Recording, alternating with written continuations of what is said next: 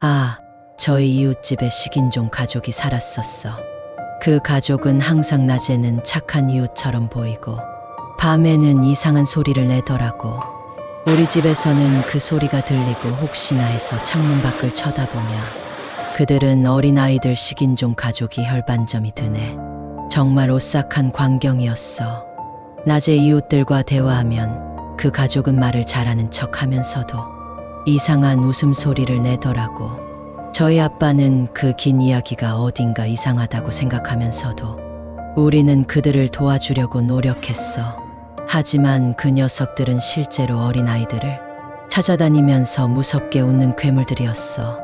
어느 밤 저희 아빠가 모든 게 거짓말이었다고 깨달았어. 아빠는 그 가족의 진짜 모습을 발견하고 나서야 우리에게 사실을 이야기해 주었어. 신속히 경찰에 신고하고 그 가족은 결국 검거되었지만 이후로도 그들의 이상한 소리와 웃음소리가 저희 집 주위에 울리며 남아있더라고. 오늘도 가끔 그 흉한 소리가 들려와서 저희는 아직도 두려움 속에서 살고 있어. 그 식인종 가족과의 마지막 만남은 정말로 오싹하고 무서웠다고. 그 가족을 검거한 뒤로도 저희 집 주변은 여전히 무서움으로 가득한 곳이었어. 밤마다 이상한 소리와 웃음소리가 울려 퍼지면서 우리 가족은 집 안에서 끝도 없는 공포에 시달리곤 했어. 그들의 사라진 식인종 가족이 여전히 우리 주변을 배회한다는 소문이 돌았고 우리는 매 순간 그들의 잔재에 두려움을 느꼈어. 어느 날 밤 모두가 잠든 새벽에도 불구하고 우리 집 안에서 갑자기 이상한 소리가 들려왔어. 우리는 놀라서 일어났고 무서운 발걸음 소리를 따라가면서 집 안을 뒤적였어. 그런데 문 밖으로 나서자마자 우리 집 주변에는 아무도 없었어. 그냥 정적만이 우리를 맞이하고 있었지. 하지만 그 정적을 깨는 끔찍한 광경이 우리를 기다리고 있었어. 어둠 속에서 비명을 지르며 달려오는 그림자가 보였고 우리는 당황하여 도망치려고 했지만 너무 늦었어. 식인종 가족의 초대로 우리 집에 들어온 것이었어. 그들은 우리를 사냥감으로 삼아서 저희를 공격했어. 비참하게도 우리는 그들에게서 탈출할 수 없었고 하나둘 살해당하며 점점 숫자가 줄어들었어. 마지막으로 남은 나와 아빠는 절망 속에서 싸움을 벌이고 있었지만 우리 운명 그리고 마지막으로 아빠가 넘어지고 나서 식인종 가족들은 나에게 다가왔어. 나는 절망적으로 땅바닥에 엎드려 도망칠 생각을 하고 있었지만 그들은 모두 내 주위에 모여서 나를 둘러싸고 걸음을 멈추었어. 그 순간 나는 자신도 모르게 용기를 모아서 옆에 놓인 칼을 집어들었어. 심장이 쿵쾅거리면서 날카로운 칼을 휘두르고 싶었지만 그들은 나에게 웃으며 다가왔어. 그때 내 마지막 희망이 있었어. 나는 칼을 내 몸에 박으며 정말로 너희들이 이길 수는 없어 라고 외쳤어. 그들은 놀람에 얼굴을 찡그리며 멈춰섰고 식인종 가족은 내가 칼을 내 몸에 박은 광경에 충격을 받고 멈춰섰어. 이들은 내가 자신의 욕망 속에 있는 것을 알고 있었지만 나의 몸을 희생하는 결단력에 깊은 두려움을 느꼈어.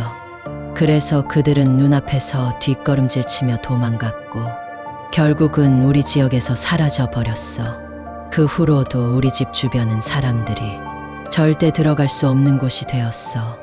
이곳은 식인종 가족의 잔재로 가득 차 있고 정말 오싹한 분위기로 가득하기 때문이야. 그리고 나는 그들의 공포와 이야기를 지금도 여전히 가슴 한켠에 품고 살고 있어. 그들의 존재는 어둠이 드리운 공포 속에서 결과적으로는 식인종 가족이 나와 아빠에게 큰 피해를 주었지만 우리는 살아남았다. 하지만 이 공포의 경험이 남아 있어서 이제는 우리 집 근처에 가까이 다가가지 않는다. 그들이 어디로 사라졌는지는 아무도 모르지만 나는 그들의 존재에 대한 저주가 아직도 우리를 시달리고 있는 것 같다. 이제 우리는 평온한 생활을 할 수 없게 되었고 항상 경계심을 갖고 살아야 한다. 식인종 가족과의 접촉은 끔찍한 결과를 초래할 수 있기 때문에 저주에 시달리지 않기 위해 우리는 조용히 이곳에서 떠나야만 할 것 같다. 그들의 존재는 결코 잊을 수 없는 공포와 암울함이었어. 식인종 가족과의 접촉 이후로 우리는 끊임없는 공포 속에서 살아가야 했어. 그들의 피해로 가족은 흔들리고 우리는 악몽에 시달리게 되었어. 그러던 어느 날 우리는 결정적인 행동을 취하기로 했어. 그들에 대항하기 위해 용감한 이웃들을 모아 7명으로 구성된 방어 대피소를 마련했어. 우리는 저들이 다시 나타나지 않을 때까지 그곳에서 살아야만 했고 더 이상 공포에 휩싸이지 않을 수 있었어. 하지만 이 마을에는 그들의 저주가 여전히 느껴지고 우리는 언제 다시 공포로부터 벗어날 수 있는지 알 수 없는 상황에서 살아가야만 했다. 우리는 계속해서 그들의 공포를 겪으면서 우리는 끝없는 고문을 받았어. 식인종 가족의 존재로 인해 우리는 이 마을에서 완전히 격리되었고 도움을 청할 곳도 없었어. 모든 사람들은 우리를 멀리하고 두려워했고 우리는 외롭고 절망적인 삶을 견뎌내야 했어. 그러던 어느 날 우리 대피소에 한 낯선 사람이 나타났어. 그는 식인종 가족에 대한 정보를 알고 있었고 우리를 구할 수 있는 방법을 제시해 주었어.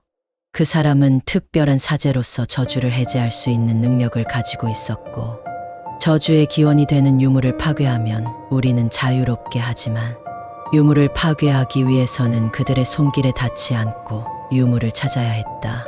저주의 유물은 도시의 어딘가에 감춰져 있었고 그곳은 그들의 영역이었다. 우리는 생사를 건 미션에 도전하기로 했다. 그들에게서 모든 것을 숨기고 유물을 찾아내기 위해 우리는 온갖 위험과 고난을 거치며 이동했다. 여정은 어렵고 무섭지만 우리는 서로를 격려하며 용감하게 전진했다. 마침내 우리는 유물이 숨겨진 장소에 도착했다. 그곳은 어둡고 음산한 고요함으로 가득 차 있었다. 유물은 불곰 가족의 거처에 감추어 있었고 우리는 날치기 같았어. 그들은 우리가 유물을 찾아오는 것을 미리 알고 있었어. 우리는 예기치 않은 함정에 빠져들었다. 식인종 가족들이 우리를 포위하고 습격을 시작했어. 칼을 뽑고 공격에 맞서려고 했지만 그들은 우리보다 강하고 잔인했어. 한 명 한 명씩 차례대로 무너지면서 우리는 절망에 빠져들었어. 그 순간 어둠 속에서 하나의 빛이 떠올랐어. 그게 바로 우리에게 도움을 주러 온 사제였어. 그는 강력한 신성한 힘으로 식인종 가족들을 물리치고 우리를 구해줬어. 사제의 도움으로 우리는 유물을 파괴하고 저주의 에너지를 희망의 에너지로 해방시키는데 성공하였다. 그 순간 식인종 가족의 강력한 힘이 사라지고 그들은 사라져 버렸다. 저주에 시달리던 마을은 드디어 평화를 되찾았고 우리는 안도의 한숨을 내쉴 수 있었다. 그러나 이 공포의 경험은 우리 가족에게 깊은 상처를 남겼고 우리는 그들의 공허함과 암울함을 항상 기억해야만 했다. 이제는 공포와의 싸움을 끝낼 수 있었지만 이 사건은 우리에게 영원한 고통으로 남아 있었다. 이 글이 조금이라도 도움이 되셨다면 무료 구독과 좋아요 부탁드립니다. 무료 구독은 양질의 유익한 콘텐츠 제작에 많은 도움이 됩니다. 감사합니다. 월드 스토리텔링 콘텐츠는 계속 이어집니다.